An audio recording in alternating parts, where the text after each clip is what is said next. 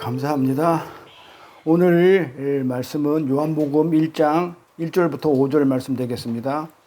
제가 봉독에 올립니다. 태초에 말씀이 계시니라. 이 말씀이 하나님과 함께 계셨으니 이 말씀은 곧 하나님이시라. 그가 태초에 하나님과 함께 계셨고 만물이 그로 말미암아 지은 바 되었으니 지은 것이 하나도 그가 없이는 된 것이 없느니라. 그 안에 생명이 있었으니 이 생명은 사람들의 빛이라. 빛이 어둠에 빛이 돼 어둠이 깨닫지 못하더라. 아멘. 오늘 말씀 제목은요, 주부에 나와 있는 것처럼 태초에라는 요 단어 세 가지 가지고 오늘 말씀을 나눌 겁니다. 지난 시간에 태초에 첫째 날 빛이 있으라, 그렇죠? 둘째 날 그다음에 뭐가 있었어요? 윗물과 궁창 위의 물과 궁창 아래 물이 나눴다 그랬죠? 요걸 세례라고 그랬어요. 그래서 둘째 날 세례 이렇게 말씀을 드렸고, 오늘은 세 번째 날, 태초의 두 번째 시간으로 부제목으로 셋째 날이 어떤 날이냐면, 요한복음에, 창세기의 셋째 날은 어떻게 돼요? 아랫물이, 궁창 아래의 물이 바다와 육지로 갈라지는 그게 셋째 날인데, 요한복음에서는 그 셋째 날에는 어떤 현상이 일어났는지에 대해서 오늘 말씀을 나눌 겁니다. 그 어린 양, 셋째 날에는 어린 양이 등장하니까 오늘 말씀 제목을 셋째 날의 어린 양이다, 이렇게 말씀을 정했어요. 그러면 다시요. 자, 요한복음은 처음에 어떻게 시작한다 그랬어요? 처음에 제가 본문을 읽어드렸었죠. 요한복음 1장 1절에 뭐라고요? 태초에 이러죠. 그러면 태초에 이렇게 시작하는 성경이 몇 개 있죠. 창세기, 태초에, 그 다음에 요한 1서라고 그랬어요. 자, 그러면 창세기하고 요한복음하고 똑같이 태초에 이렇게 시작하니까 그게 무슨 의미죠? 똑같이 태초에 시작하니까 같은 구조로 되어 있는 거예요. 그러니까는 창세기 1장 요 내용이 뭐다? 요한복음하고 1장 2장하고 내용이 같다. 그게 짝이다. 이렇게 지난 시간에 설명을 하면서 첫째 날 빛, 그래서 요한복음에서도 첫째 날 빛이신 예수님이 오신다, 이렇게 설명을 드렸습니다. 그래서 이 태초로 시작한다는 그 의미는 창세기하고 똑같다는 얘기예요. 같은 구조로 되어 있다. 그래서 이 요한복음의 태초는 어떤 걸 얘기한다? 태초니까 개념이 뭐예요? 창조죠. 창세기에 태초에 창조를 했잖아요. 태초는 창조를 하잖아요. 그렇기 때문에 요한복음에도 태초에 나온다는 이 단어가 나온다는 얘기는 무엇을 의미하냐면 창조를 의미해요. 어떤 창조? 아니, 창세기에 이미 처음 창조가 있었는데 무슨 또 창조할 일이 있어요? 있어요, 없어요? 새 창조가 필요하죠. 처음 창조는 뭔가 불안하거든요. 왜 그러냐면 빛이 있는데 어둠도 같이 있기 때문에 완전한 창조가 아니에요. 그래서 새 창조가 필요해. 그런데 이 새 창조가 필요해가지고 요한복음에 새로운 창조가 시작해요. 태초에. 그리고 어디 가서 완성되느냐면 요한계시록에 가면 완성이 되는 거예요. 그래서 창세기하고 요한계시록까지 가는 성경 구절 쫙 그 사이에 요한복음이 딱 들어가가지고 요한복음부터 새로운 창조가 시작되는 거예요. 그런 성경이 이게 그런 구조로 되어 있다, 그렇게 지난 시간에 말씀을 드렸어요. 그러면서 이 요한복음은 새로운 창조를 의미하는데 시작하는 것인데, 앞에 보세요. 뭐라고 요약을 해놨냐면, 요한복음은 예수 그리스도께서, 예수님이 빛으로 오시니까, 요한복음에서 오시니까 창세기 때는 뭔가 부족하다고 그랬죠. 혼돈과 공허와 흑암이 나와요, 창세기에는. 그런데 요한복음에는 공허가 안 나와요.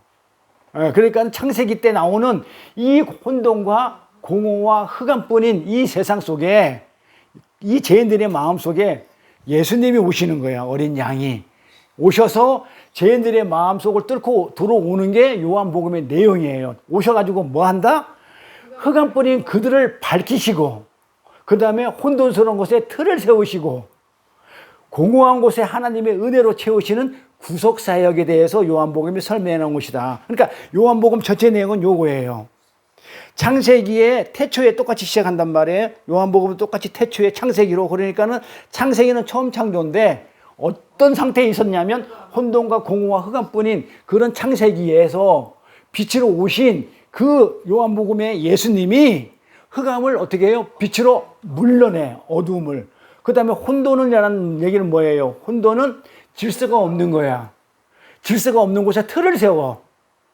자, 창세기에 보면은 첫째 날, 둘째 날, 셋째 날에 틀을 세우죠. 빛이라는 틀 세우고, 그 다음에 윗물, 아랫물, 궁창, 그 다음에 아랫물을 두 개 바다로 갈리는 그 틀을 세우고, 넷째 날부터 빛이 있으라는 곳에 태양, 별, 달을 채우고, 그 다음에 윗물과 아랫물에 갈라진 그 윗물에는 공중에 나는 새를 만들고, 밑에 물에는 바다에는 물고기를 만들고, 셋째 날에는 육지가 있으라 해가지고 식물과 사람을 만들고, 이렇게 채워나가는 것처럼 똑같이 질서가 없는 곳에, 무질서한 곳에, 혼돈이 무질서예요. 흑암은 어둠이고, 거기서 틀을 세워. 질서를 세우시고, 근데 틀에다가 어떻게 돼? 틀만 세우면 어떻게 돼? 비어있잖아. 공허한 마음에, 죄인들의 공허한 마음에 어떻게 해요? 하나님의 은혜를 채워요. 제가 이런 말씀을 많이 드렸을 거예요. 하나님이 떠나서 선악과를 먹고 하나님을 우리가 떠났고 하나님께 버림받아 가지고 내 안에 하나님을 떠나서 비어있는 상태가 공허한 상태인데, 내 안에 하나님이 없으니까 공허하잖아요. 비어있잖아요. 그런데 사람들은 뭘로 채우려고 그래? 이 공허한 상태를 돈, 물질, 명예, 권력, 나의 어떤 그걸로 채우려고 그러는데, 돈을 암만 버리고 채워봤자 만족하냐 이 말이에요. 하나님이 떠나간 자리는 뭘로 채우는 게 딱 맞다? 하나님으로 채워야 되는 거예요. 지금 그 얘기를 합니다. 그래서 이 공허한 자들한테 하나님이 내 안에 들어오시는 거예요. 그게 갈라디아 2장 20절. 그리스도가 내 안에 들어와가지고 내가 그리스도로 사는 것. 이래야만이 공허가 물러나요. 이러한 구속 사역을 설명한 것이 요한복음이다 하고 지난 시간에 이렇게 정의를 내려줬어요. 자, 그러면 요한복음도 창세기와 똑같이 어떻게 돼요? 창조는 6일 동안 똑같이 일어나야 되겠죠. 그래서 지금 짝을 맞춰가는 거예요. 그러면 창세기도 6일 동안 창조를 하잖아요. 그러면 요한복음도 6일 동안 똑같이 창조가 일어나요. 그거를 성경을 통해서 찾아갈 겁니다. 그리고 창세기가 마지막 7째 날에 어떻게 해요? 하나님이 안식을 하죠. 그러면은 요한복음에도 7일 날 안식하는 게 나와야 되잖아요. 그거를 오늘 할 거예요. 그까지 안식하는 것까지. 그러니까 셋째 날, 지난 시간에 첫째 날 빛에 대해서 얘기했고, 둘째 날 세례받는 것에 대해서 얘기했고, 그 다음에 오늘은 셋째 날 어린 양이 오는 걸로 그렇게 해서 안식까지 오늘 갈 겁니다. 그래서 그러고 오늘 요 내용을 끝내고, 그 다음 시간부터 이어서 다른 걸 가지고 할 거니까, 태초에 끝나고 말씀이 계시니라 요 말씀 가지고 다음 시간에 공부를 할 거니까, 오늘은 태초에라는 제목을 가지고만 끝날 겁니다. 오늘 다 끝낼게요. 태초에는. 자, 그래서 요한복음도 창세기처럼 7일이 등장하는데, 요한복음 1장과 2장 소두에 보면 7일이 똑같이 등장해요. 자, 먼저 창세기 지난 시간에 했던 거 잠시 보고 갈게요. 창세기를 보면 첫째 날에 빛이 창조되죠. 이 빛이 있으라 이랬단 말이에요. 근데 요한복음에도 첫째 날 빛이 예수가 오시죠. 같은 짝이죠. 같은 빛. 자, 그러면 창세기에서 나오는 이 빛은 어떤 빛이라고 그랬어요? 잘 들어보세요. 창세기에 나오는 빛이 있으라 할 때 그 빛은 어떤 빛이에요?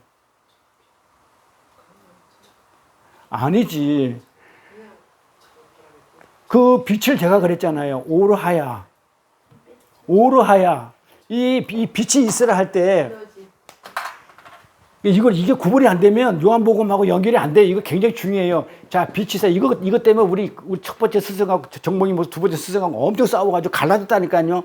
처음에 한 100명이 넘는 교단이 이 빛이 창조냐, 이게 존재 선언이냐, 이거 가지고 싸웠다니까는요. 얘기했잖아요. 이 빛이 있으라. 근데 이런 거 싸울 일이 아니라고 그랬죠. 자, 빛이 뭐래요? 오르죠.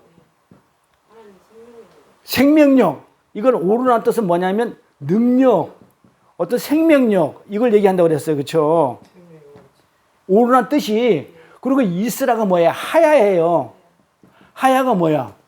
하나님이에요. 무슨 얘기냐면, 나는 누구냐? 스스로 있는 자. I am who I am 그랬단 말이에요. 있으리. 이걸 있는 자라 이 말이에요. 스스로 있는 거. 그러니까 빛이 있으라 때는 이 빛이 스스로 있는 거란 말이에요. 스스로 있는 거 있으라. 그래서 이 빛이 있으라는 얘기는 오르하야야. 오르하야인데 오르는 생명력이야. 그러면 이 하야는 하나님의 이름이에요. 그렇죠? 그럼 이게 뭐야? 빛이 있으라 이걸 풀면은 하나님의 생명력, 하나님의 능력, 이 얘기예요. 그러니까 이걸 창조했다, 존재했다, 거기다가 꽂히면 안 돼요. 이 빛은 어떤 거냐면, 자, 그러면서 시편에 뭐라고 그랬어요? 우리 지난 시간에 시편에는 빛이 두 개 나온다고 그랬죠. 하나님의 광명이 나 아래 비치는 광명이 있다고 그랬죠. 빛이 두 개죠.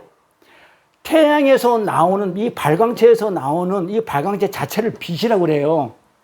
이 발광체 자체를 빛이라고 그러고 여기서 나오는 나오는 것도 빛이라고 그래요. 그래서 성경에 보면 빛이 두 개란 말이에요. 그러면 이 창세기에 나오는 빛은 이 발광체냐, 이 발광체에서 나오는 이 빛이냐 이거예요. 이거라고요? 아니죠. 여기서 빛은 이거죠. 그러니까 창세기에 나오는 빛은 발광체가 아니에요. 그러니까 창세기에 나오는 것은 그래서 존재니 창조니 의미가 없어요.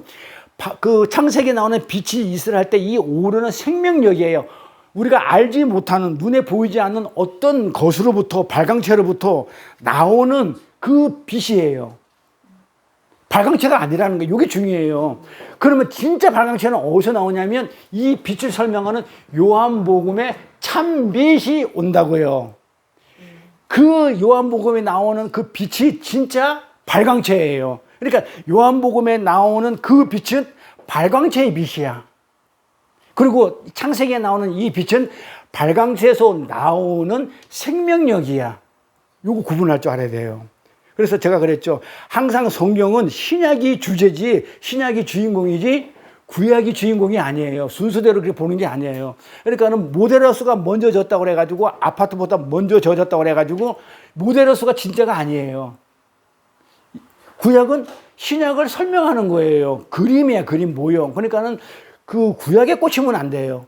신약에 꽂혀가지고 신약을 구약의 그림으로 설명을 해주는 거예요. 미리 예시해 준다 그래요. 계시해 준다 그러고. 그래서 지금 창세기에 나오는 이 빛 오르하야는 하나님의 생명력. 근데 우리는 그때 당시에는 하나님이 어디 있는지 모르고 알 수가 없기 때문에 알 수 없는 발광체에서 나오는 그 생명력. 그런데 이거를 답을 누가 해줬냐면 요한 복음에 가니까는 그 빛은 하나님의 빛이었다. 근데 그 발광체 안에 우리가 보지는 못했지만 보니까 그게 하나님이더라. 하나님의 뜻에서 나오는 빛이었다. 이렇게 창세기를 이해하면 돼요. 그 생명력이니까 하나님으로부터 나오는 건데 발광체는 아니야. 그렇잖아요. 발광체는 누가 발광체예요? 요한복음에 나오는 참빛이 발광체예요. 빛이 두 개라는 거. 이거 잊지 마시고. 그래서 이 창세기에 나오는 이 빛은 오르하야는 생명력 에너지 원을 뜻하고 하야는 하나님의 이름을 뜻한다고 그렇게 말씀을 드렸어요. 그래서 이 창세기에 나오는 빛이 있으라 할 때 빛이 있으라 이거는 하나님의 생명력, 하나님의 능력을 얘기해요. 그래서 셋째 날에 태양이 넷째 날에 만들어지죠. 태양이 넷째 날에 만들어지는데 셋째 날에 식물이 있다는 건 말이 안 되는 거죠. 이 식물은 태양이 있어야 강압성 작용을 해야 식물이 자랄 수 있는데 태양은 넷째 날 만들어지는데 어떻게 셋째 날에 식물이 있느냐 이렇게 물어보면 답을 못해요 사람들이. 이 빛, 이 생명력이 있단 말이에요. 이 생명의 빛으로 식물을 자라게 한 거란 말이에요. 그러니까 이 빛은 뭐 예수다 하나님이다 그런 개념을 보다 생명력이 있는 빛이다 능력이다. 근데 그게 하나님으로부터 온 그런 빛이다. 이렇게 아시면 돼요. 그래서 셋째 날 식물이 자라는 내용이 나온다는 것을 우리가 알 수가 있고, 그러니까 창세기 1장에 나오는 그 빛은 어떤 빛이에요? 앞으로 하나님의 능력이잖아요. 하나님의 생명력이잖아요. 그런 능력으로, 생명력으로 어떤 일이 일어날 거라는 것을 지금 첫째 날 빛이 있으라. 이거는 그런 개념 안에 뭐가 있냐면 이 빛이 옴으로 인해 가지고 셋째 날 식물이 자라는 걸 보니까 어마어마한 어떤 일이 있을 것이라는 것을 우리가 읽으면서 딱 떠올려야 돼요. 아, 빛이 있으라고 그러면서 셋째 날 식물이 자라겠구나. 아, 이 식물이 자라겠구나. 이 생명을 지금 자라게 할 수 있는 그런 일이 일어날 거구나. 라고 우리가 그거를 예시로 들어줬기 때문에 우리가 그걸 빨리 암시를 받아야 돼요. 근데 그게 어떤 거냐면 그 빛이 와서 하는 일이 뭐였어요? 그 빛이 생명력이 있는 그 빛이 와가지고 창세기에 빛을 낮이라고 그랬고 어둠을 밤이라고 그랬죠. 그러니까 이 빛이 와가지고 뭐래요? 밤과 낮을 갈라버리죠. 이 빛이 와서 하는 일이 그래서 밤에 속한 자들은 영원한 어둠 속에 몰아내버리고 그 다음에 낮에 속한 자들은 빛으로 건져내는 그 일을 보여주겠다는 거예요. 그게 뭐예요? 결국은 구원하겠다는 거예요. 그러니까 하나님이 예정한 자들, 어둠 속의 어둠의 자식들과 빛의 자녀를 이 빛이 와서, 이 생명력이 와서, 어? 봐봐요. 이게 무슨 내용이냐면 전부 다 그때 당시에 다 죽어 있었죠. 혼돈과 어둠과 공허에 꽉 차 있기 때문에 전부 다 죽은 자야. 근데 이 빛이 와서 누구한테는 빛의 자녀로 땡겨주고, 어떤 자녀는 내버려둬가 빛을 안 줘서 내버려둬서 어둠 속에 몰아버리는 거. 그러니까는 낮과 밤을 갈랐다 그러죠. 창세기 때 그게 빛이 와가지고 뭐 한다고요? 와서 하는 역할이 생명력이니까 누구한테는 빛이라는 생명을 주고 누구한테는 어둠이라는 사망을 주더라. 이 일을 지금 하는 거예요. 이게 구원이에요. 그럼 여기 계신 분들은 빛의 자녀잖아요.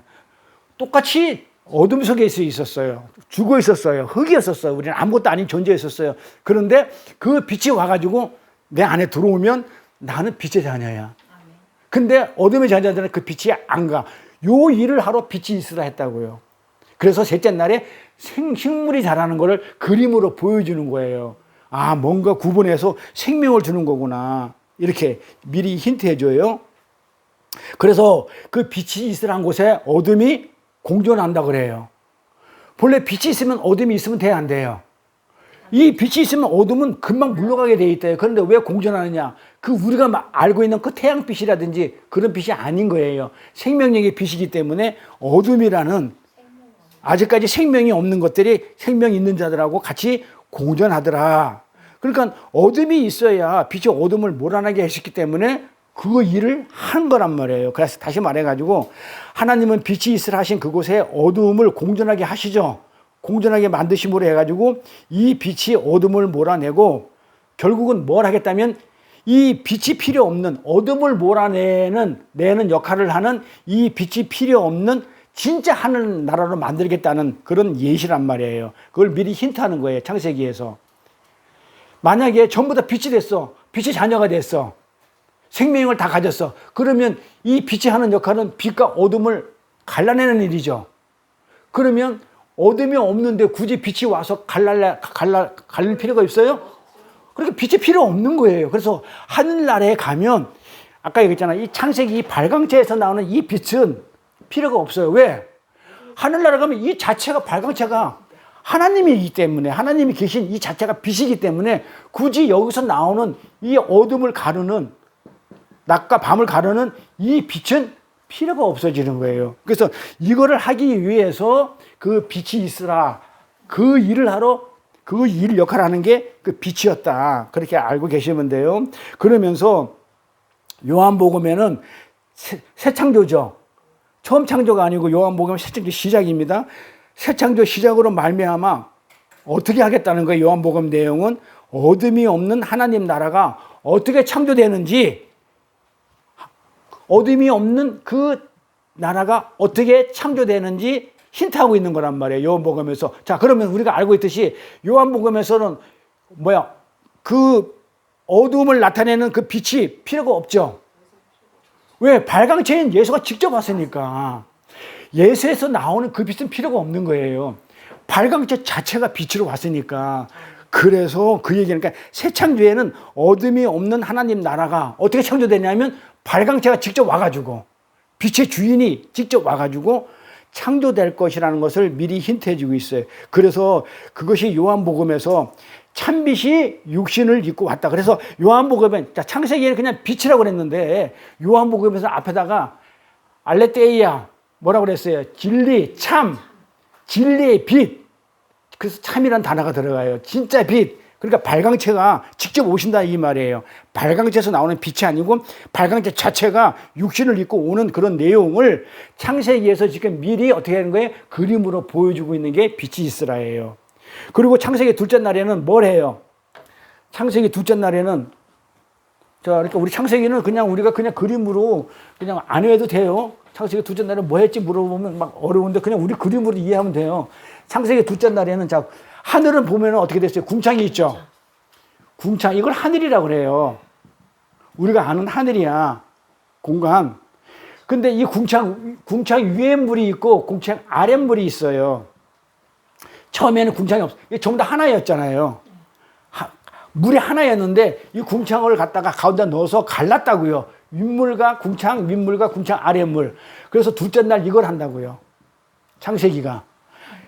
물에 하나였는데 궁창을 넣어서 윗물과 아랫물을 갈라요. 이게 둘째 날 하는 일이란 말이에요. 그러면 이 물과 물 사이를 지나가는 걸 뭐라고 그래요? 둘째 날 했단 말이에요. 그러니까 둘째 날 물과 물을 갈랐어. 그러니까는 물과 물을 가르는 것을 뭐라고 그래요? 아니, 세례라고 그런다니까. 그래서 그러잖아요. 그 고린도전서의 사도 바울이 바다와 구름 사이를 지나갔다 그러잖아요. 그러니까 물과 물을 가르잖아요. 바닷물을 이쪽 동편으로 몰아내고 서쪽으로 몰아내가지고 물을 갈라버려요. 이 갈라서 들어가서 죽어서 이쪽에서만 살아 올라오는 거를 세례라고 그런다. 그러니까 둘째 날 지금 창세기가 뭐가 있냐면 위에 물과 아래 물을 가르죠. 요게 뭐라고 해요? 세례라고 그랬죠. 세례라고 그랬잖아요. 고린도서 가볼게요. 창세기 고린도서 형제들아 너희가 알지 못하기를 내가 원치 아니하노니 우리의 조상들이 이스라엘 사람들이 어떻게 했다고요? 구름 아래에 있고 바다 가운데를 지나며 이게 무슨 말이에요? 구름 아래에 있고 바다 가운데를 지났다. 바다 가운데를 지났대. 근데 구름 아래에 있대. 이 구름이 뭐예요? 윗물, 바다는 아랫물. 그러니까 바다와 윗물과 아랫물 사이를 지나고 둘째 날 윗물과 아랫물이 갈라지니까 똑같아요. 그래서 모세한테 속해서 모세는 구원자를 얘기하죠. 예수를 상징하잖아요.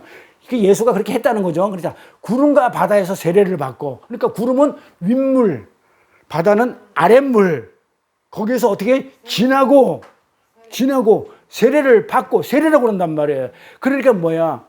홍해바다 사건이 세례라고 그래요. 사도 바울이 홍해바다 사건을. 그래서 바울은 물이 갈라진 것 그리고 그 사이를 지나간 것을 세례라고 표현을 하고 있는데 구름과 바다에서 구름은 궁창 위의 물, 바다는 궁창 아래 물이다. 이것을 통과하는 걸 세례라고 그랬다.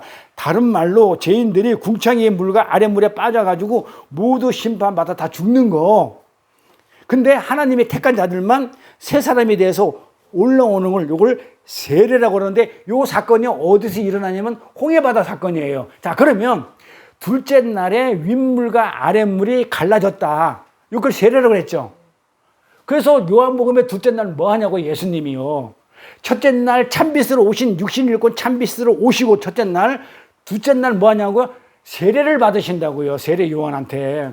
그러니까 요한복음이 둘째 날 하는 일하고 창세기의 둘째 날 윗물과 아랫물이 갈라지는 이게 똑같은 내용이라 이 말이에요. 그러니까 예수님이 왜 넷째 날 세례 받으면 안 돼? 그런데 어떻게 해요? 뭐 세례 안 받으면 안 돼? 근데 반드시 받아야 되고요. 둘째 날을 받아야 어떻게 돼요? 창조를 알아요. 그래서 요한복음이 이제는 아무것도 없는 상태에서 창조가 됐지만 요한복음은 창조는 어떻게 시작한다? 예수로 창조되는구나. 그때는 예수, 우리가 알지 못하는 그 빛으로 오셔가지고 그렇게 채워나갔는데, 이번에는 요한복음은 진짜 발광체 그분이 직접 오셔가지고 새 창조를 해 나가는구나. 그래서 똑같이 태초라는 단어를 일부러 갖다 쓴 거예요. 요한복음에 같은 거라고. 그래서 우리가 그렇게 아시면 돼요. 그래서 창세기하고 요한복음은 짝이다. 앞에 1장. 자, 이렇게 했는데 실제로 이런 사건이 일어나죠.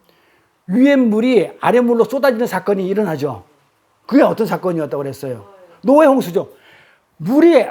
바다가 있는데 물이 그대로 하늘에 물이 쏟아져가지고 40일 동안 쏟아져가지고 하늘에 물이 다 없어져 버리고 온 지면이 물을 꽉 차잖아요. 이 실제 이런 노아의 사건이 위에 물이 전부 다 쏟아져가지고 아래 물에 쏟아지는 이런 사건이 노아의 홍수 시대 때 일어난단 말이에요. 그런데 그때 일어나면서 뭐예요? 이 땅에 기식하던 거, 기어다니고 먹고 살던 것들이 전부 다 어떻게 심판받아 죽어버리죠. 위에 물이 쏟아지면은 어떻게 된다고요? 전부 다 죽어버리는 거예요. 죽은 심판의 사건이 노아의 홍수 사건이에요. 그런데 하나님이 그 노아의 홍수 사건 이후에 내가 뭐라고 약속을 하냐면 내가 다시는 이제는 물로 너희를 멸망시키지 않겠다 그러죠. 그러니까 사람들 물 그러니까 반대말로 그러면 앞으로 두 번째 멸망되면 불로 멸망시키겠구나 그러죠. 자, 우리는 공부해서 알죠. 자, 그러면 하나님은 만약에 우리가 말을 안 들었을 때 멸망시키는 방법을 예비했다 안 했다? 했다 이거예요. 어떻게? 자, 하나님이 그렇게 약속을 했어. 요걸 자, 노아의 홍수에 보면 뭐가 내가 다시는 너희들을 물로 멸망시키지 않겠다 해놓고 나서 언약을 하는데 어떤 언약을 하냐면 무지개 언약을 한다고요. 무지개로 이렇게 쫙 피면서 이 물로 내가 다시는 너희들을 갖다가 심판하지 않을 거야 하면서 언약을 해요. 무지개 언약으로. 언약이죠. 하나님이 약속했죠. 그러면 하나님의 약속은 딱 성경 통틀어 가지고 뭘 우리가 잘 먹고 잘 새겨주다 이런 거 아니죠. 그럼 뭘로 우리가 말을 한다면 뭘로 지금 심판하려고 다른 걸로 심판하려고 준비를 해놨다는 거예요. 물로 안 하겠다는 얘기는. 그러면 불은 아니에요. 불이라고 얘기하면 안 돼요. 성경에 불이 안 나오잖아. 근데 성경에 답이 나오죠. 언약이 나오죠. 무지개 언약. 약속. 하나님의 약속은 뭐냐면 예수예요. 내가 예수로, 그러니까 내가 멸망을 내가 다시는 안 하고 예수를 보내가지고 예수를 죽이는 걸 내가 너희를 멸망시키겠다 이러는 거예요. 이게 십자가 사건이에요. 그러니까 구약을 읽을 때 뭐 노아의 홍수를 읽는다든지 뭐 출애굽을 읽을 때 전부 다 누가 나오냐면 전부 다 예수예요. 그래서 무지개 언약 그 약속했던 거는 전부 다 예수로 수렴된다. 그렇죠? 그래서 예수로 수렴되는 거기 때문에 하나님은 불로 멸망시키겠다 그렇게 한 게 아니고 우리를 어떻게 하냐면 십자가로 심판하겠다고 그랬단 말이야. 그런데 그 십자가의 대상이 우리가 돼야 되는데 예수가 됐기 때문에 그래 우리가 은혜가 나오는 거예요. 하나님 우리를 십자가로 죽여버리겠다 했는데 실상 우리를 죽이는 게 아니고 예수를 죽여버리더라. 그래서 고린도전서에는 예수를 상징하는 모세가 아까 보니까 품에 안고 속하여 품에 안고 궁창 위의 물 아랫물 그 갈라진 물 그 저주의 물을 누가 다 맞아버리냐면 예수가 다 맞아버리는 십자가 사건을 얘기한다. 그러면서 하나님이 이 모세를 쫙 끌어당겨요. 모세에 속였으니까 모세를 구해내면 어떻게 된다고요? 모세 안에 있는 자들이 쫙 따라올리죠. 그러니까 뭐예요? 그 예수가 방주가 돼가지고 물의 심판을 다 이겨내면서 우리가 살아나가는 방주 사건하고 그 물이 쏟아져가지고 그 바닷물이 그냥 풍랑이 치고 바람이 일어가지고 그 안에 있는 우리는 살고 방주이신 예수가 그걸 속했다고 그래요. 모세에 속했다고 그래요. 방주 안에 속한, 방주 안에 있는 우리가 살아나는 그것을 우리는 뭐라고 했냐면 우리가 죽어야 되는데 우리가 살아났다고 그래야지 이걸 세례라고 그런다고요. 죽어야 할 자가 살아나는 거. 그래서 이 홍해 사건과 노아의 방주 사건을 종합해 놓은 것이 요한복음에 나오는 둘째 날에 예수님이 세례 요한한테 세례를 받는 그런 내용이에요. 그러니까 예수님은 세례를 받으면 안 되죠. 이 세례는 뭐야? 죽었다가 살아나는 거잖아요. 죽는 거잖아요. 왜 죽어요? 죄이기 때문에 죽잖아요. 그러니까 이 세례 사건은 죄로 말미암아 죽는 거예요. 그러면 예수님이 세례를 받았다는 것은 죄를 받아 죽었다는 거예요. 죽는다는 거예요. 그래서 예수님 이거 받으면 안 되죠. 예수님 죄가 없으니까. 근데 받았다. 그러니까 세례 요한이 나는 주면 안 된다 그랬어. 근데 주라 그러죠. 그 얘기는 뭐다? 내가 죄인이 되겠다는 거예요. 예수님이. 내가 죄인과 연합돼 가지고 내가 죄인이 되겠습니까? 죄인의 자리에 내려오시는 거예요. 그러니까 요한의 세례를 가지고는 구원 받아요, 못 받아요? 못 받죠. 왜? 요한의 세례는 회개 세례죠. 회개하는 거잖아요. 그러니까 성령의 세례를 받아야죠. 그러니까 십자가의 세례를 받지 아니하고는 구원이 없어요. 그러니까 십자가 이전에 그거 가지고는 우리가 구원을 못 받아요. 십자가 이후에 십자가로 말미암아 우리가 구원을 받는 거기 때문에 이 성령 사건, 이 성령의 세례를 받지 않으면 우리가 구원을 못 받아요. 그런데 이 세례 요한의 이 세례는 죄인의 세례란 말이에요. 죄인이 회개하는 세례이기 때문에 예수님이 오셔서 세례 요한의 세례를 받았다는 것은 뭐다? 죄인이 되셨다는 거예요. 그리고 십자가에 졌다는 거예요. 그래서 심판을 내가 다시는 물로 안 하겠어. 대신에 내가 예수를 보내서 예수를 죽이는 걸로 심판할게. 이래 되는 거예요. 그래서 그렇게 창세기 둘째 날 윗물이 쏟아져 가지고 아랫물과 합쳐지는 그 노아의 홍수 사건, 그 일이 요한복음에 둘째 날 예수님이 세례받는 것으로 지금 등장하네. 그런 내용으로 나타나는 거예요. 이렇게 요한복음은 창세기와 동일한 구조로 이렇게 돼 있어요. 그러면 여기까지가 지난 시간에 했어요. 그런데 녹화가 안 된 거야. 그래서 간단히 설명해 주는 거예요. 자, 그러면 오늘 셋째 날이에요. 자, 그럼 셋째 날, 창세기 셋째 날은 어떤 일이 일어나요? 이게 아주 그냥 공식적으로 돼 있기 때문에 되게 뭐 그냥 어렵지는 않아요. 외우는데. 자, 첫째 날 보면 빛이 있죠. 둘째 날은 그림으로 궁창이 있는데 윗물과 아랫물이 나오죠. 그렇죠? 가르죠. 윗물과 아랫물을. 물 하나를 가지고 윗물과 아랫물을 가르는 게 둘째 날이에요. 그러면 셋째 날은 요 아래 것을 가려. 요 아래 것을 가지고 이렇게 가르는 거야. 뭘로? 바다와 육지로. 요거는 윗물, 아랫물이라고 그랬다고요. 그러니까는 처음에는 육지가 없었죠. 전부 다 아래에 물이 가득 찼었죠. 근데 어떻게 물이 가득 찼는데 이게 물로 가득 찼는데 가른다는 얘기는 잘 보세요. 이 바다와 육지를 나눴다는 얘기는 전부 다 물인데 성경도 그렇게 나와 있어요. 바다가 물러간다. 물이 물러가라고 그랬다고요. 물이 물러가니까는 묻이 드러난다 그래요. 이 바다 물로 꽉 차 있는데 갈랐다는 개념이 아니고 물이 물러가. 너 필요 없어. 물 너 필요 없어. 물러가.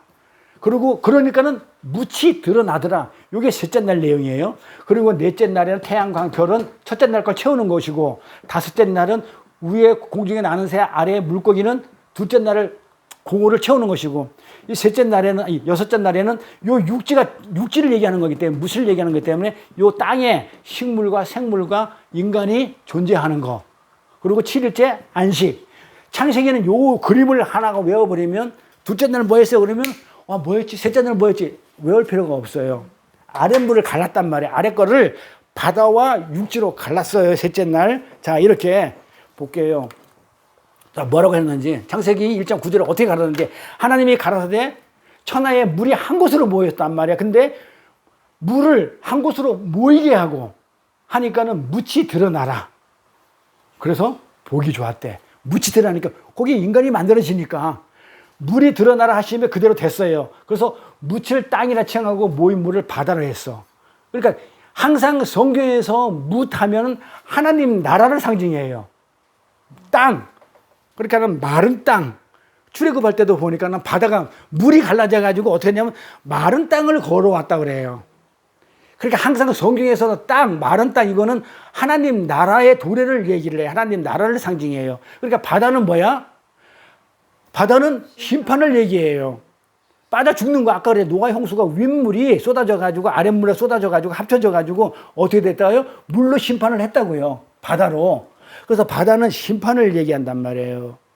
그래서 물은 묻힌 하나님 나라를 상징하고 그래서 요한계시록에 가니까 새하늘과 새 땅을 묘사할 때 바다는 다시 있지 않겠고 그러죠. 이제 새하늘과 요한복음에서 시작하는 새 창조가 요한계시록에 가가지고 완성이 되어버리면은 바다가 필요가 없죠. 심판이 필요가 없죠. 이미 심판을 다 받아가지고 골라가지고 하늘나라에 왔는데 다시 바다가 있으면 돼, 안 돼요? 심판이라는 게 있으면 안 되잖아요. 윗물과 아랫물이 쏟아진 노아의 홍수 같은 거 있으면 안 되죠.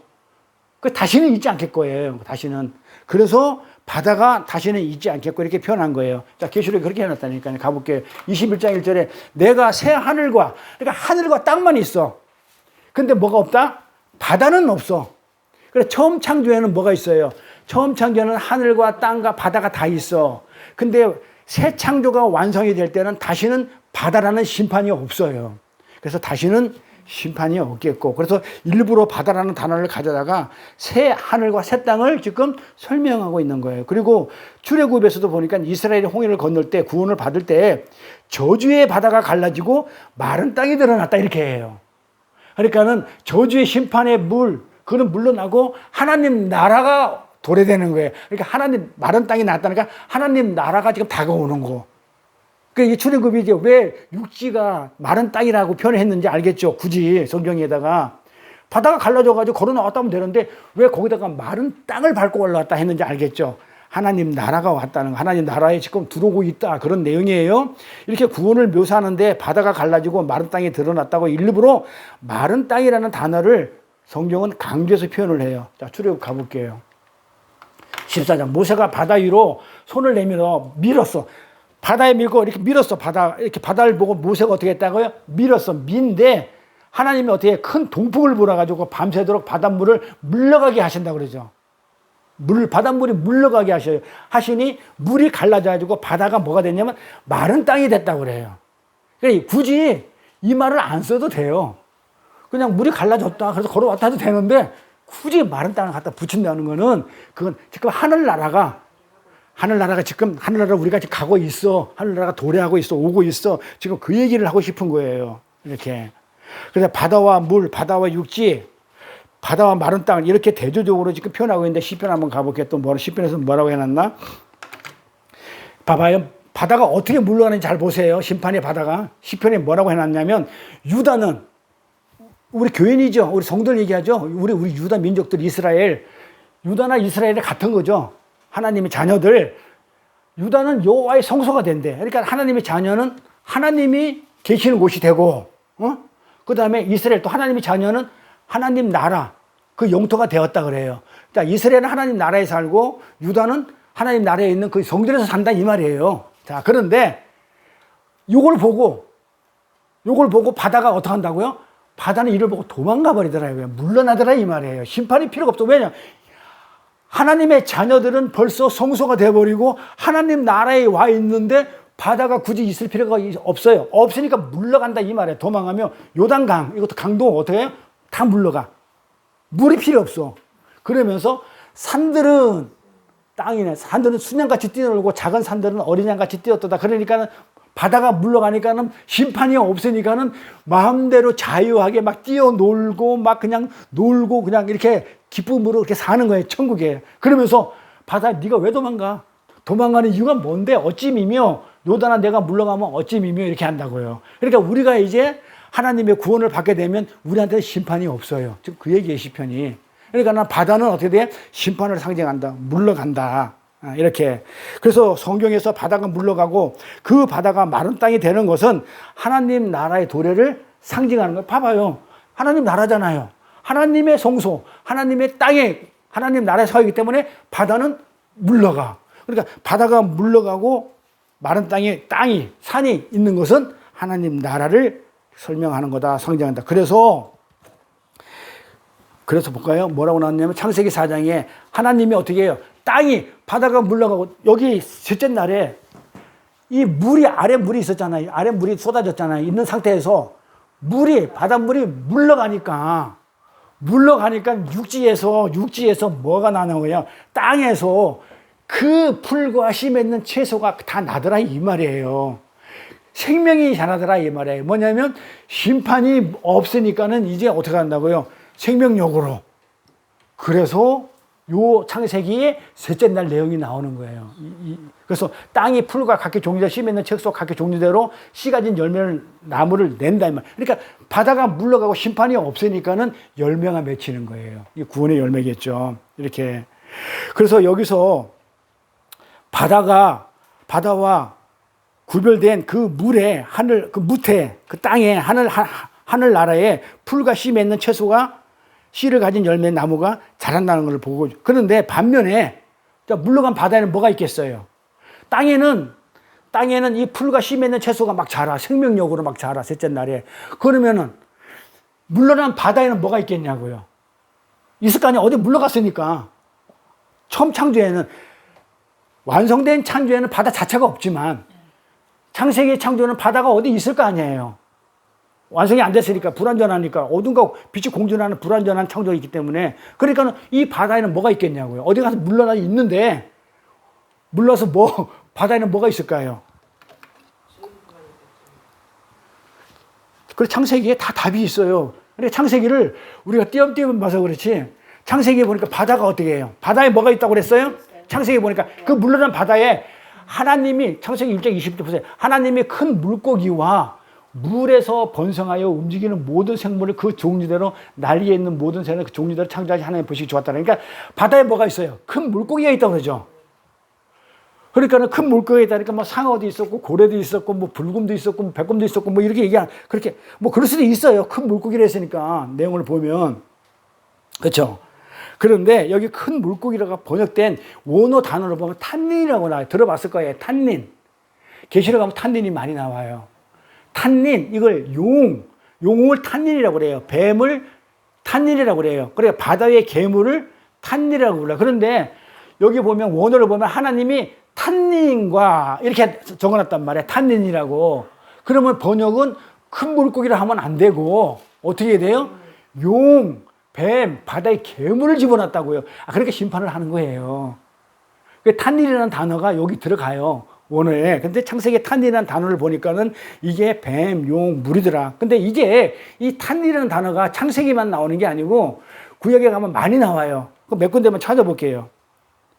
자, 이사야서 보니까는 그 날에 여호와께서 그 경고가 크고 강한 칼로 날랜 뱀, 이렇게 나오잖아. 날랜 뱀 리오야단, 곧 꼬불꼬불한 뱀 리오야단을 벌하시며 바다에 있는 용을 죽이시니라 할 때 원어로 보면 칼로 날랜 탄닌 리오야단, 곧 꼬불꼬불한 리오 벌하시며 바다에 있는 탄닌을 죽이시더라, 이게 돼 있다고 원어로. 그러니까 번역을 어떻게 했냐면 뱀, 용 제대로 했다고요. 근데 창세기에는 그냥 큰 물고기로 번역을 한 것뿐이야. 단어는 같은 단어예요. 그럼 한 문에 더 가볼까요? 이사야서 51장 가볼게요.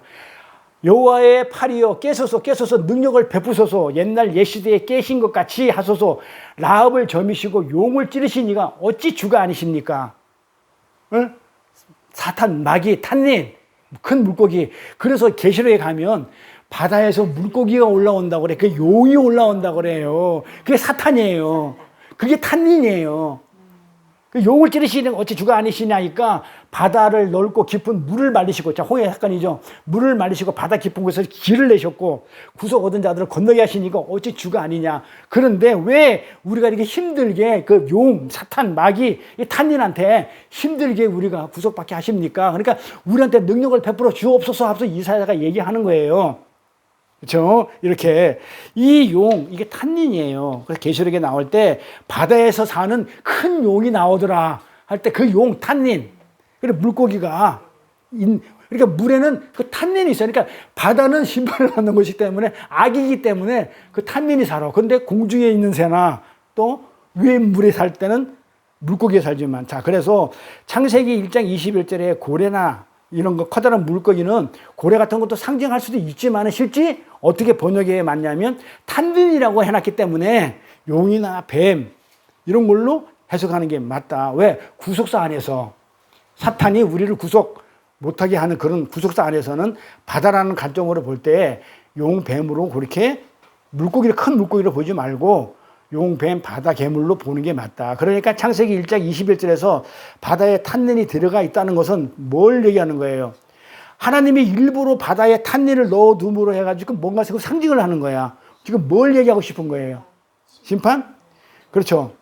볼까요? 어떻게 뭘 상징하느냐면 물이 있으라 하는 곳에 내가 새 하늘과 새 땅, 바다도 다시 있지 않겠다는 어떤 심판을 지금 얘기하는 거죠. 그러니까 어떻게 우리를 해서 우리 바다에 있던 아랫물에 있던 우리가 그 더러운 죄악된 우리가 어떻게 우리 죄악이 물러나고 바다가 물러나고 심판이 물러나고 어떻게 무추로 하나님 나라로 구원을 받아서 하나님 나라로 가면서 하나님 나라로 살게 됐는지를 지금 일부러 물고기를 집어넣으면서 인해 가지고 우리를 설명해 주는 거예요.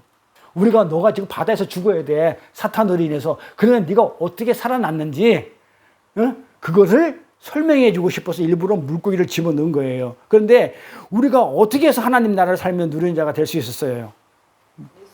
우리 행위로? 우리의 노력으로? 아니죠. 예수 그리스도죠. 예수 그리스도로 말미암아. 그래서 예수 그리스도를 바라보는 것으로 가능해요. 그렇죠. 그래서 이게 셋째 날이죠. 바자. 지금 내가 뭘 얘기하려고 그러냐면, 자, 셋째 날에 물이 있었는데 물이 물러가고 묻이 드러났다. 이게 셋째 날 창세기 얘기죠. 그러면 요한복음에서 셋째 날 요 내용이 나와야 되잖아요.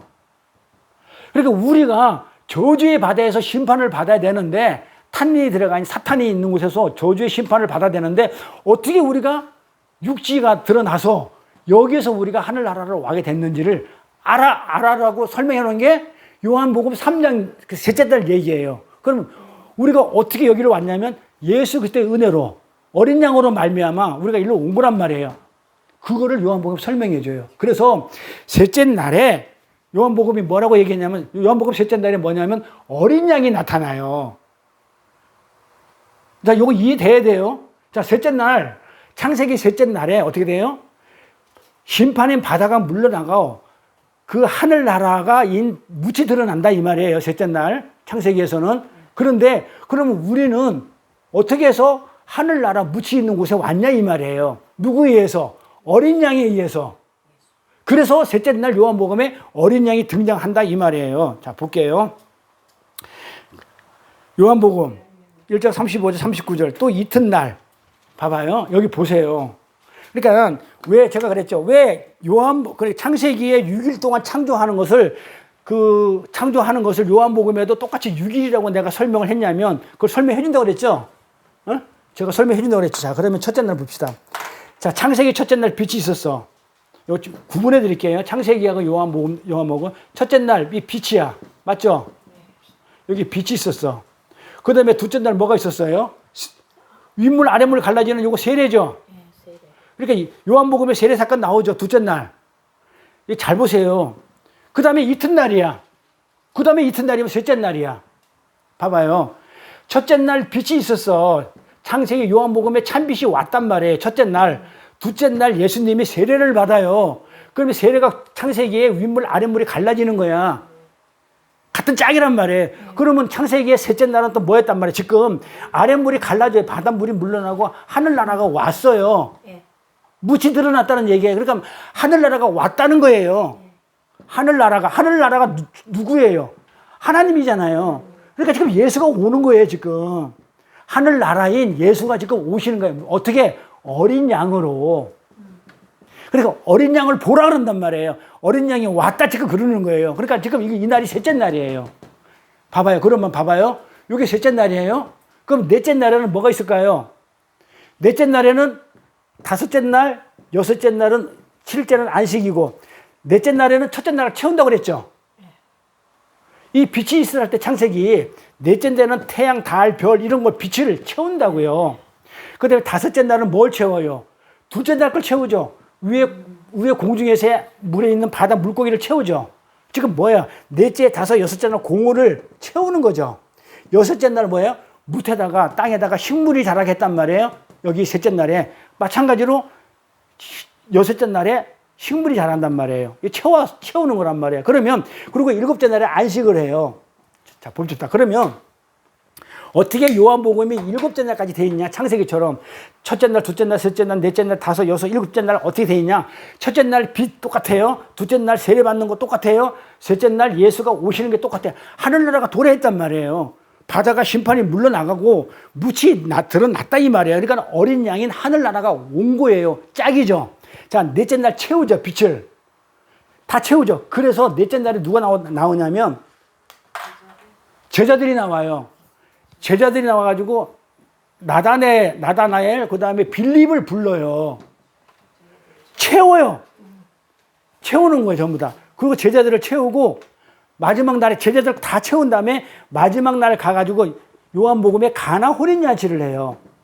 일곱째 날에 요 가나 혼인잔치하는데 첫째 날, 둘째 날, 셋째 날, 그 다음 날, 그 이튿날, 셋째 날 이러면서 일곱째 날이 돼버려. 나중에 보면 설명할 거예요. 그날 창세기에서는 안식을 하는데 요한복음은 어떻게 하냐면 안식이 뭐냐면 가나 혼인잔치 어린 양의 신부로서 우리 신부와 신랑인 예수가 혼인잔치 해가지고 하늘나라에서 안식하는 걸로 끝나는 게 요한복음의 내용이에요. 순서가. 그래서 창세기 첫째 날 둘째 날하고 똑같아요. 그래서 요한복음에는 항상 이렇게 이튿날 이런 단어를 써요. 요 날은 몇째 날이에요? 제자들이 두 사람을 부르는 날. 셋째 날이잖아. 그렇지. 여기 셋째 날이에요. 예수가 오시는 게 여기 셋째 날이야. 지금 여기 셋째 날이에요. 첫째 날은 뭐였냐면 우리가 지금 세례까지 공부했잖아요. 첫째 날, 둘째 날. 그 다음에 이거 셋째 날이란 말이에요. 자, 제자 두 사람과 부르는 게 아니야, 지금. 제자를 부르는 게 아니에요. 요한이 제자 중에 두 사람과 함께 섰어. 안 불렀어. 예수의 다니심을 보고 말하되 요한이 뭐라고 그랬냐면 하나님의 어린 양이라 그래. 어린 양이 나타나. 하늘나라가 지금 도래하는 거야. 어린 양이로다. 두 제자가 누구예요? 안드레하고 그 베드로예요. 안드레하고 베드로예요. 두 제자가 그의 말을 듣고 예수를 쫓았어. 이렇게 예수께서 돌이켜 쫓는 것을 보시고 물어 가라사대 뭐라고 얘기하냐? 무엇을 구하냐고 물어봐. 이게 말이 안 돼요.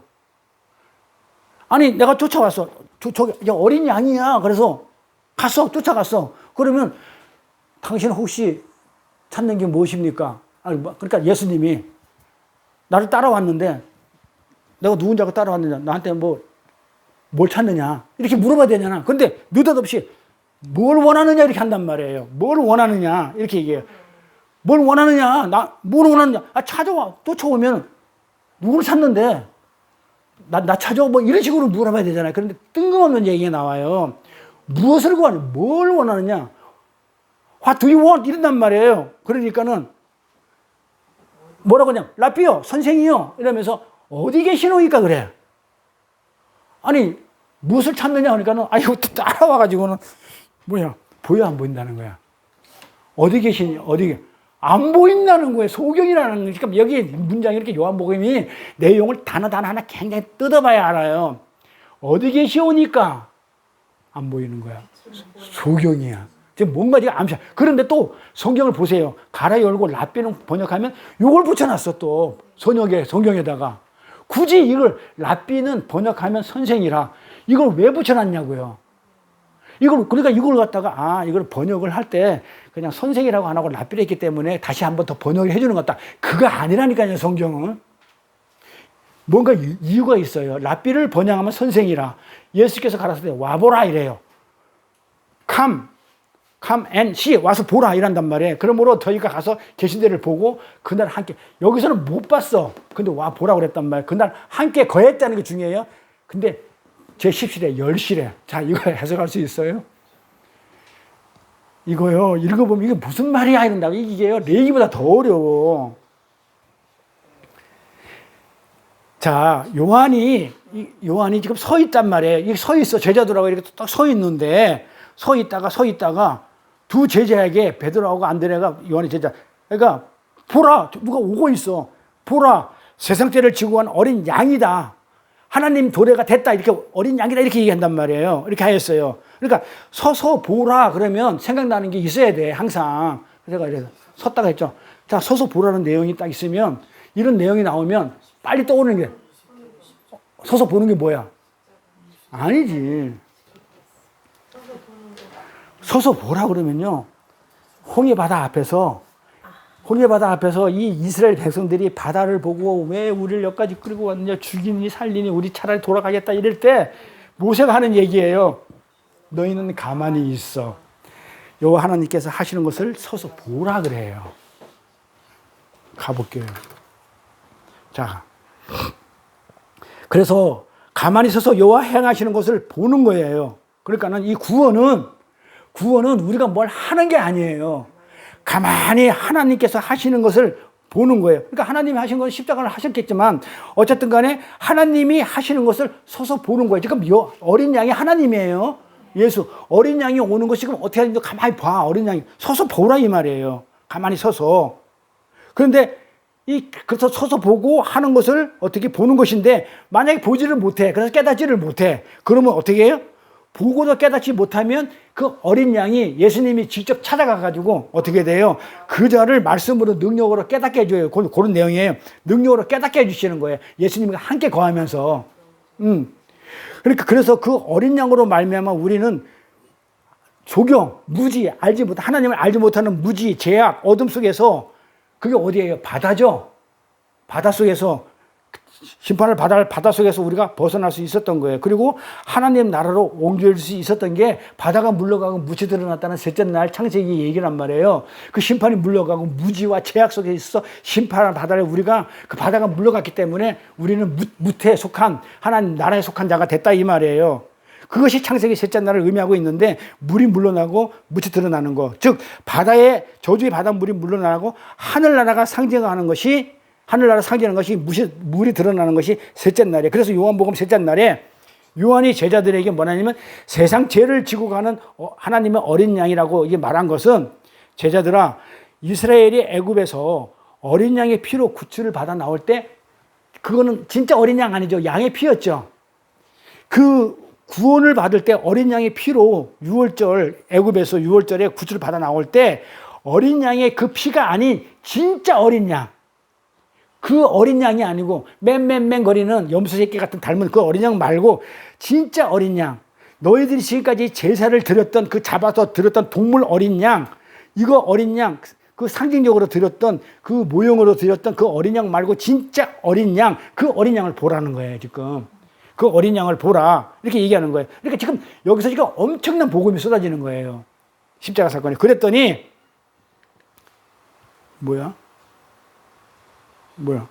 그랬더니,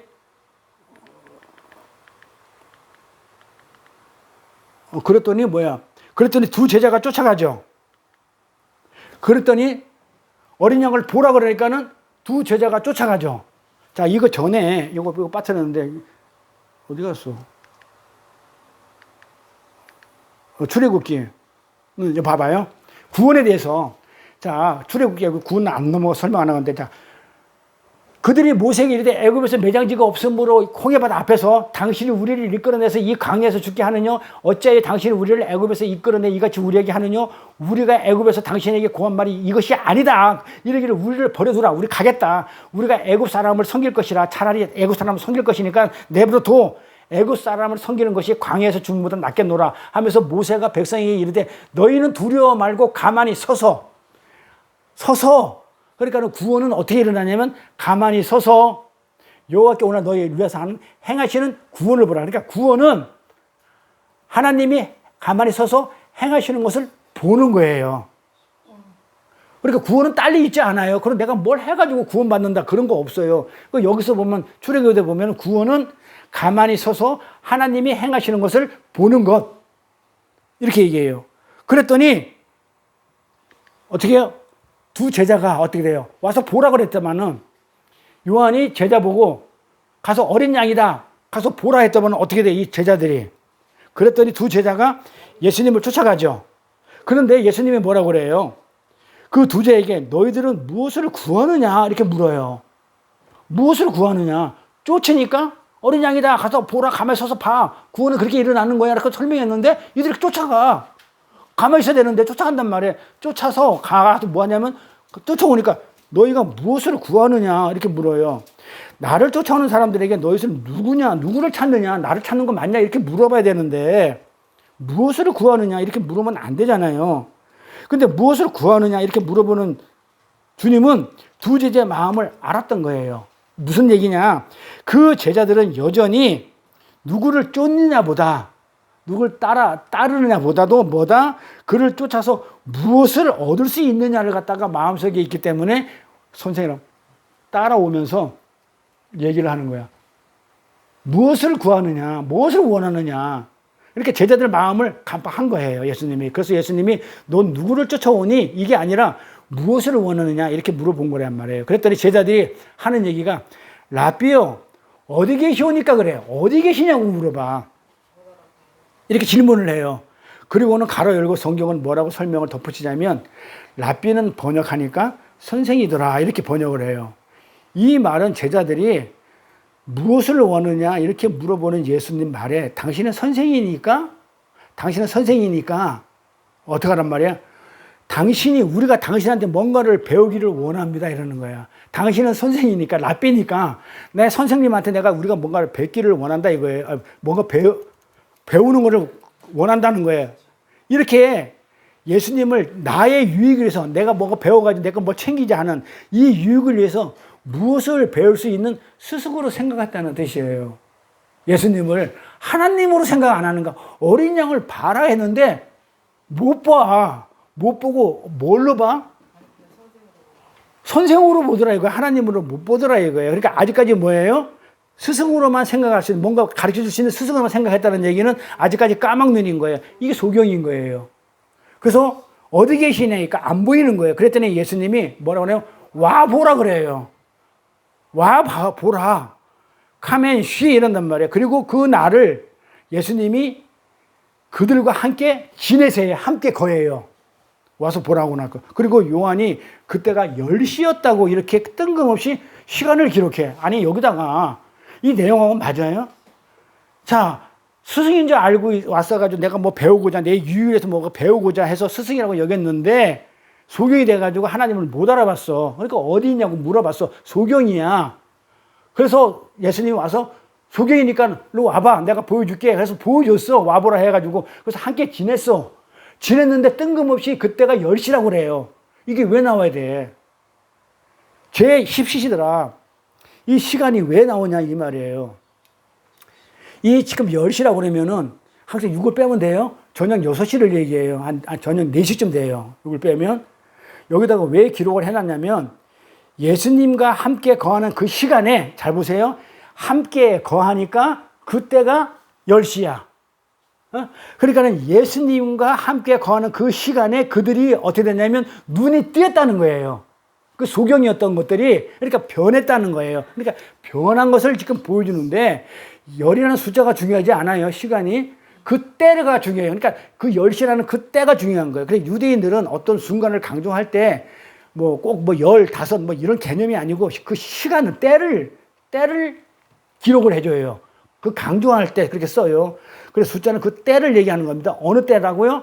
그러니까 10시가 됐든 뭐 5시가 됐든 7시 됐든 의미는 없고 그때에 뭐가 됐더라? 이들이 함께 거하니까 함께 거하는 그때에 뭐 했더라? 이들이 눈이 뜨였더라. 소경이 변화가 됐더라. 이렇게 얘기를 하는 거예요. 그래서 예수님이 그들을 보고 카멘 씨 와서 보라고 하고 그들이 예수님과 함께 거하면서 예수님의 뭘 했겠어요? 거하면서 예수님의 말씀을 들었겠죠. 복음을 소개받았겠죠. 그리고 복음을 깨닫겠죠. 그 깨달았던 그때가 10시더라 이 말이에요. 그 때를 얘기하는 거예요. 10시라는 개념이. 그래서 하나님이신 예수님을 선생이라고 하였던 그들의 무지, 어리석음, 그 죄악, 어두움, 그게 다 바다를 얘기했죠. 이 바다가 어떻게 된 물러난 거예요? 물러난 거예요. 왜? 소경에서 뛰었으니까 그 바다가 물러났는데 어떻게 물러났냐고 그 바다가. 어떻게 그들이 바다가 물러나고 변화가 돼가지고 제자가 됐냐 이 말이에요. 무치로 옮겨졌나고요. 어떻게? 뭘 함으로? 와서 보고 뭐 한 것, 와서 봤어. 그럼 뭐 한 것으로? 함께 거하는 것으로. 그러니까는 이런 그 심판받아야 할 자들이 어둠 속에 있는 자들이 어떻게 해서 와서 예수님 앞에 왔냐면 와가지고 하늘나라를 이렇게 내 안에 담았냐면 함께 거함으로. 자, 그러니까 우리가 예수와 동행하지 않고 예수와 따로 놀면 우리는 그냥 저주의 심판을 물에 받아 죽어요. 바닷물에. 그런데 그 하나님하고 예수님하고 항상 함께 하면 어떻게 된다고요? 내가 변한다고. 왜? 예수와 함께 할 때 항상 복음을 듣고 말씀을 듣고 깨닫게 해주시니까, 가르쳐 주시니까. 그래서 바다가 물러가고 그 소경이었던 바다가 물러나고 셋째 날에 그 제자들이 예수님과 함께 거함으로 이들이 하나님 나라, 어린 양, 하나님이신 하나님 나라로 옮겨져 있다는 그 장면에 들어간 거예요. 그래서 그들의 인생이 변한 시점이 바로 그 10시라는 거예요. 10시. 예수님과 함께 거하기 시작한 바로 그때라는 것을 일부러 시간을 집어넣은 거예요. 바로 그때 이들이 소경이 눈을 떠갖고 변해됐다. 그래서 안드레가 나가가지고 뭐라고 얘기했냐면 이래 보이니까. 그 다음에 구절이 뭐가 나오냐면 이러는 거야. 그때 안드레가 나가가지고 자기 형 베드로한테 뭐라고 하냐면 내가 메시아를 봤다 이랬다고요. 그러니까 봤다는 거는 뭐예요? 그전까지는 못 봤어. 어디 계시네. 그러니까 소경이었는데 이제 예수님과 함께 와서 예수님과 함께 거하다 보니까는 소경의 눈이 띄어졌어. 그러니까 어떻게 해요? 베드로한테 가가지고 뭐라고 그래요? 내가 메시아를 만났다 그렇게 얘기하는 거예요. 소리친 거예요. 그러면서 신앙 고백을 한 겁니다. 이게 셋째 날 내용이에요. 자, 그러니까 셋째 날이 뭐라고요? 자, 개념을 잡을게요. 셋째 날은 뭐냐면 창세기의 셋째 날은 심판이란 바다가 물러가고 하늘나라가 묻히 드러나는 거죠. 마른 땅이 드러나는 게 셋째 날 내용이죠. 창세기가. 그러니까는 그러면 요한복음의 셋째 날은 그 하늘나라가 오는 게 셋째 날이죠. 그러니까 예수의 어린 양이 온 거예요. 와가지고 이들이 바닷속에 자야 될, 어둠 속에 있어야 될 자들이, 소경들이 눈을 뜨고 하늘나라로 옮겨졌다는 그 내용을 요한복음이 지금 담고 있는 거예요. 이렇게. 자, 그럼 짝을 맞춰지겠나요? 셋째 날 짝이 무엇인지 알겠나요? 자, 그래서 이렇게 그게 셋째 날이고, 그 다음에 이 셋째 날까지 한 다음에 그 다음에 혼돈을 질서로 잡아가지고 이제 혼돈도 어둠도 잡았고 혼돈은 어둠도 잡았고 흑암도 다 잡았어. 질서 다 잡았어. 그 틀 다 잡았어. 그러면 아직 못한 게 뭐 있어요? 공허를 못 채웠잖아요. 넷째 날부터 채워야 되잖아요. 셋째 날까지 설명 다 했어요. 그러면 이제 넷째 날부터 공허를 채워야 돼. 넷째 날, 다섯째 날, 여섯째 날에는 첫째 날 거, 둘째 날 거, 셋째 날 거 이렇게 채워야 돼. 그래서 창세기에는 넷째 날에 첫째 날에 공원을 채우여 해와 달과 별로, 다섯째 날에는 둘째 날에 공원을 채우고 하늘의 새 바다의 물고기로, 여섯째 날에는 셋째 날에 공원을 채워요. 육축과 짐승과 땅에 기는 것과 땅에 있는 것들, 인간들을 만들어서 채워요. 그리고 완성이 된 게 일곱째 날 안식을 한다는 말이에요. 창세기에서. 그럼 마찬가지로 요한복음도 마찬가지로 요한복음서에 그 이튿날 그래요. 자, 그러면 그 이튿날 그 다음에 나오는 구절을 보면 그 이튿날 빌립과 나다네엘이라는 제자를 불러 모아요. 넷째 날에. 자, 셋째 날에는 요거 셋째 날이죠. 요 이튿날은 셋째 날이죠. 자, 첫째 날은 예수님이 빛으로 온 거. 두 번째 날은 세례를 받은 거. 그 이튿날은 지금 하나님이 오신 거. 그 다음에 넷째 날, 그 이튿날 다시 그 다음에 읽어보면 그 다음에는 뭐냐면 빌립과 그 다음에 나다니엘을 불러들여 채워 제자로. 그 이튿날, 그럼 몇째 날이에요? 그게 넷째 날 되는 거죠. 잘 기억하세요. 이게 셋째 날이에요. 나다니엘과 제자를 채우는 게 그 이튿날 그랬다면 넷째 날이에요. 그렇죠? 그래서 넷째 날 빌립과 나다니엘 이 제자를 쭉 불러요. 셋째 날까지 하나님 나라를 틀을 보여주시고 거기다 하나님 백성을 채우는 거예요. 제자들을 몇 명을 채워요? 12명을 채워요. 12지파 12사도 이것이 하나님 나라의 백성을 상징한다고 그랬죠. 그게 12이 뭐예요? 아들 숫자라고 그랬죠. 하나님의 아들. 그러니까 12이 돼야 돼. 그런데 12이 돼야 되는데 가룟 유다가 빠졌어. 11이야. 그럼 돼 안 돼? 하나님 나라가. 그래서 누구를 채워요? 12를 채우기 위해서 마띠아를 갖다가 굳이 마띠아가 한 게 뭐 있어요? 성경에. 아무것도 없어 이 사람. 난 누구 아들인지도 모르겠어. 근데 이 마띠아라는 사람을 갖다가 어떻게 해요? 굳이 채워야 되는 거예요. 그러니까 하나님의 아들이라는 개념, 이걸 만들기 위해서 12명을 아무것도 하지 않은 그 마띠아라는 사람을 끼워 넣는 거예요. 12명을 채워야 되니까. 마띠아라는 단어는요, 성경에 그게 딱 한 번 나와요. 더 이상 나오지도 않아요. 한 게 없기 때문에. 그런데 그 하나님의 백성을 상징하는 그 숫자를 채우기 위해서 12를 채우기 위해서 마띠아를 채우셨는데, 그래서 요한복음의 넷째 날부터 여섯 날까지는 제자들을 불러 모으는 장면들이 쫙 나와요. 이어서. 그리고 나서 일곱째 날에 하나님의 안식을 상징하는 혼인잔치, 가나안 혼인잔치가 등장해요. 자, 어떻게 등장해 볼게요. 요한복음 2장 1절에 가니까 이렇게 나온단 말이에요. 자, 요게 몇째 날이라고 했어요? 셋째 날이라고 했죠? 넷째 날에는 나다니엘과 딱 제자들 쭉 채우는 날이죠. 네, 다섯, 여섯째. 그랬단 말이에요. 그런데 요 이튿날 하고 나다니엘을 채우고 이튿날 나다니엘하고 빌립을 채우고 나서 그러고 나서 사흘째 되는 날 이렇게 말한단 말이에요. 그럼 이게 일곱째 날이에요. 넷째 날 다음에 3일 더하면 이게 일곱째 되는 날이라 이 말이에요. 그래서 내가 그랬죠. 창세기의 일곱째 날, 여섯째 날하고 요한복음의 그 날들이 다른 복음서에는 이튿날, 뭐 며칠 되던 날 이런 날이 안 나와요. 일부러 이렇게 이튿날, 사흘째 되던 날 이렇게 일부러 집어넣은 거예요. 창세기의 첫째 날, 둘째 날, 셋째 날 이걸 맞추기 위해서. 그래서 사흘째 되던 날에, 일곱째 되던 날에 갈릴리 가다에 혼인잔치가 있어 예수의 어머니가 거기에 계셨고, 그래가지고 요한복음에 2장 1절에 사흘째 되던 날 이렇게 시작을 하는 것인데 이게 일곱째 날이에요. 그러니까 창세기의 창조는 구속사적으로 보면 우리를 구원해 주는 걸 보면 어둠이 있으면 안 되니까 새 창조의 관점에서 보면 구속산에서 새 창조의 관점에서 보면 이 창세기 창조는 약간 불완전하죠. 완전하지 못해요. 자체가 불완전해요. 이거 왜냐하면 구속사 안에서 그렇다는 거예요. 이 구원이라는 관점에서 보면. 그래서 창세기 처음 창조의 첫째 날에는 낮과 밤이 같이 공존했다고요. 그런데 그것이 완성이 됐죠.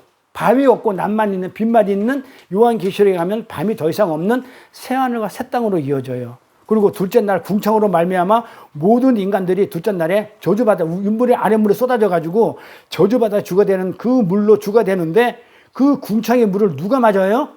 예수가 다 맞아가지고 방주가 돼서 맞아주심으로 그 저주의 물이 쏟아졌으니까 하늘에 물이 있어요, 없어요? 윗물이? 없죠. 그러니까 없으니까 어떻게 돼요? 그 물 때문에 우리가 하늘나라를 갈 수 없었잖아요. 물이 쏟아졌기 때문에 이제는 갈 수가 있는 거예요. 없어져 버렸어요. 그리고 하나님께 가는 하늘길이 막고 있던 그 휘장이 찢어져 버려요. 자, 셋째 날에는 물과 무트로 갈라지죠.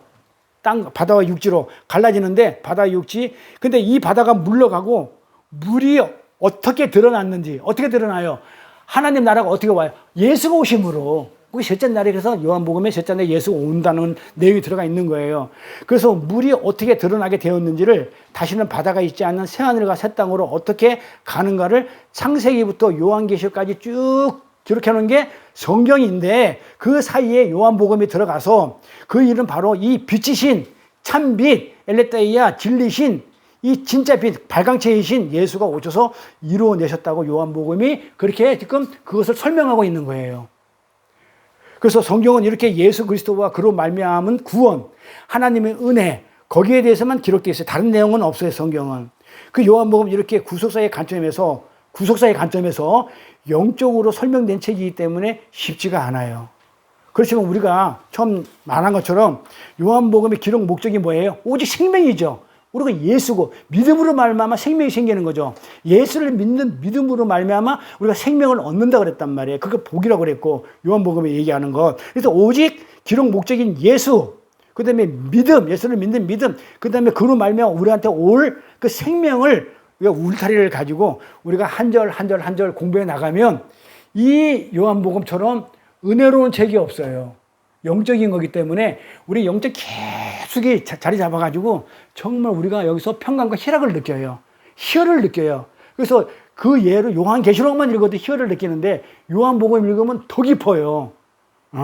그래서 우리가 요한복음을 공부하면서 여러분들이 정말 그 하나님의 은혜를 정말 깊숙이 체험하고 또 체험함으로 인해 가지고 이 성경에 대한 희열을 느끼면서 정말 하나님께 영광의 박수, 영광을 올려드리는 그런 저와 여러분 되기를 축원드립니다. 기도하겠습니다. 복되고 거룩한 성의를 맞아 찬양과 경배로 예배를 드릴 수 있도록 허락하심을 감사드립니다.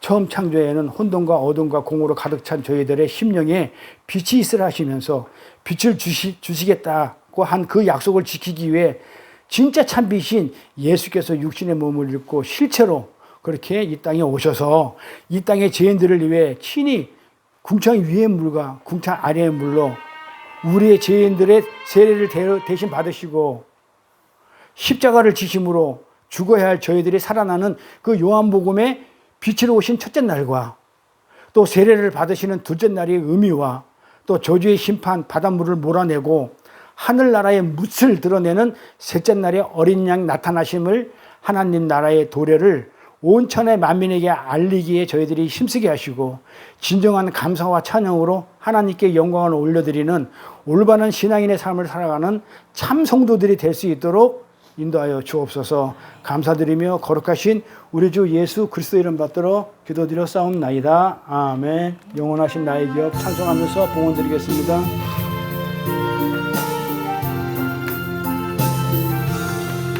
너의